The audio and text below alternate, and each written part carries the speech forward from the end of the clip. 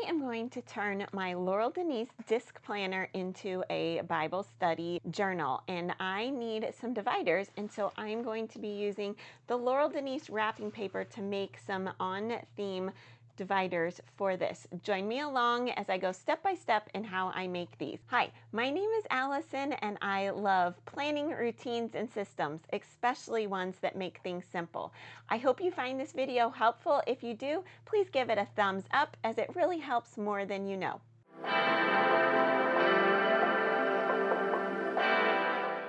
So Laurel Denise just launched these disc planners, and I am not really a disc planner person, but I really wanted to use this, and so I am going to be turning it into a Bible study journal. And in it, I have some different things that I would like to divide out into sections.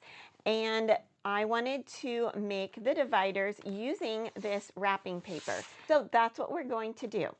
The first thing I need to do, which is kind of the hardest part, is actually picking out 4 different patterns that I want to use for my dividers.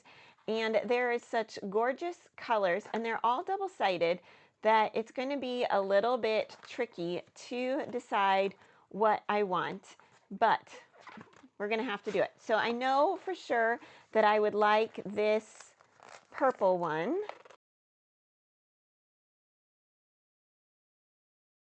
Now that I have all of them picked out, and I think those look really nice together, and then the insides on the back of the dividers will look really nice as well. What I need to do is, this is how big it's going to be, plus the tab, and then there'll be a little bit of lamination. So if I even just cut out this one square so I don't have any of the lines, then that will work.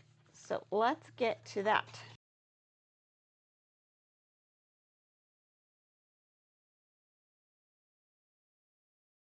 So here I have my 4 pieces, and that's the back sides, and here are the front sides of them. And now we are going to need to cut them out using the Cricut. So I came to Cricut Design Space and searched for divider tabs, and I found this one where it's already all ready to go for 4 dividers, which I think is going to work just fine. And then I made a copy of it so that I could edit it. So these dividers were designed for a planner that's a little bit smaller. I want to change the size of it to be 10.5 inches tall, because I want to have a little tiny bit of space, about 1/4 inch on top and bottom, for the lamination sheets, so that it gets a nice tight seal the whole way around. And then it'll be the same on this side. I will have a little bit of space, since that's only 8.4, and that'll give me a little bit of room so that I can have the lamination. Now that I have this the correct size, then we can just go to make, and I'm going to load all of my different things onto the mat and then just cut it.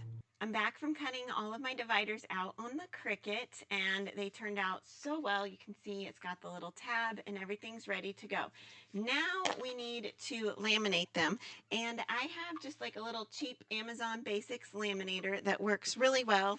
And then I have these little laminator pouches. I've had this box for forever, and so it really isn't too expensive to do it like this.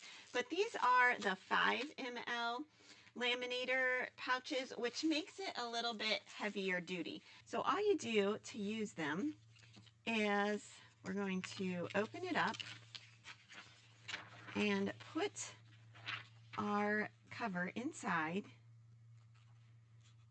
And I would like to not have to cut as much on this side as possible, so I'm going to try and kind of line it up there and up to the top to kind of keep from having to cut as much edges. So maybe just like that. And then this side is where I will do my punching, but I need to really just get that in there straight. There we go. Just shove it all the way up to the top. And then it just goes into the little laminator when the light is green. Make sure you get it in nice and straight so that it doesn't wrinkle. And then it kind of feeds itself. So while that one's working on it, we can get the second one ready to go. Same thing, I'm going to shove it all the way up to the top and almost to the edge there on this side, so that we can make sure that it comes out well.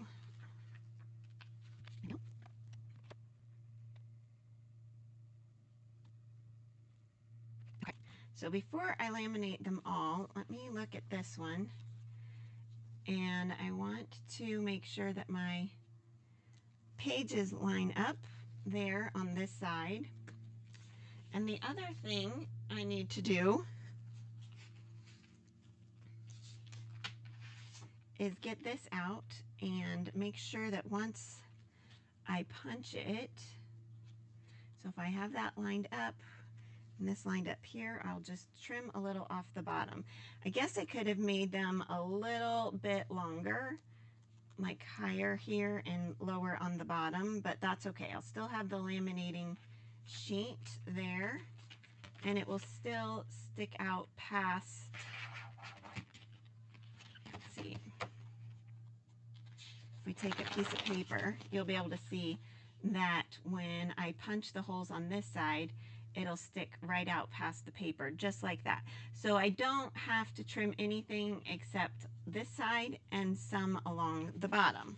Okay, so let's do all the rest.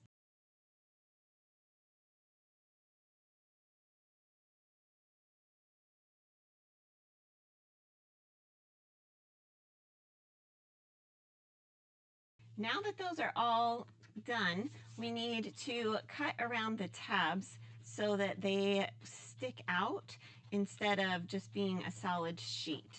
And you want to make sure when you're cutting with laminated pages that you don't cut right up against next to there, or otherwise it will break the seal and then your lamination will peel off. So leave a little bit of an edge.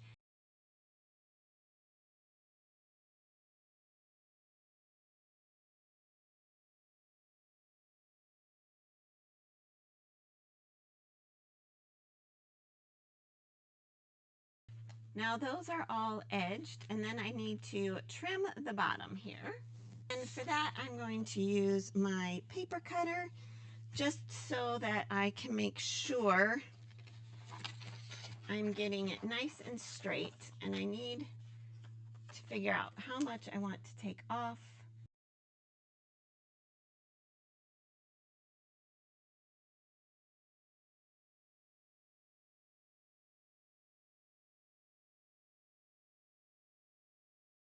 I do want to do one last little thing with the trimming, is that the laminated edges can be super sharp. So I like to just give them a very, very small, little, gentle, rounded, curved, kind of like how it comes in the pouch. The edges are already a little bit rounded. So then that way I don't poke myself as I am flipping through my planner.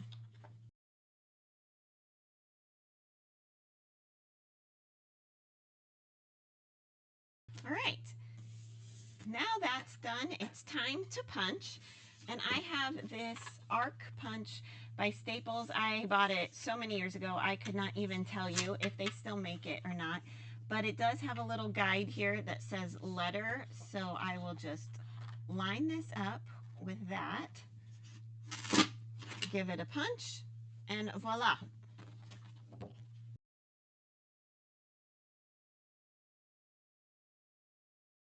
Now I have all of my inserts ready to go, and I can start putting them into my Bible study planner. So I will put this first one here for the one that I'm currently working on. And look, that fits absolutely just perfect with the little tab sticking out. And let me think, where's the second one here?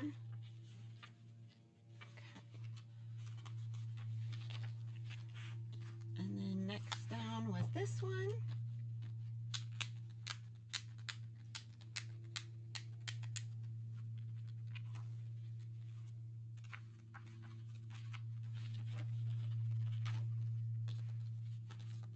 and then third.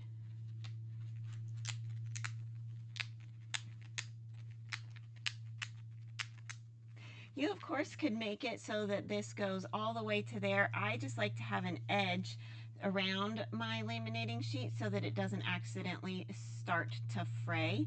And like I said, I think I would have made it a little bit longer so it covered the whole sheet if I had been paying attention, and if I were to do it again. But for now, this will work out just perfectly for what I want.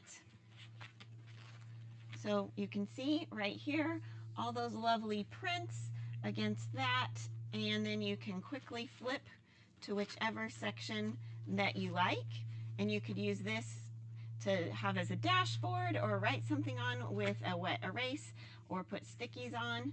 And that is how you make custom dividers for your disc planner. And this can be used for any disc planner. I happen to be using this Laurel Denise one, but you could use this same method to make dividers for any planner you want, or even a bookmark. I hope you found this helpful. If you did, please give it a thumbs up, and happy planning. See you next time. Bye.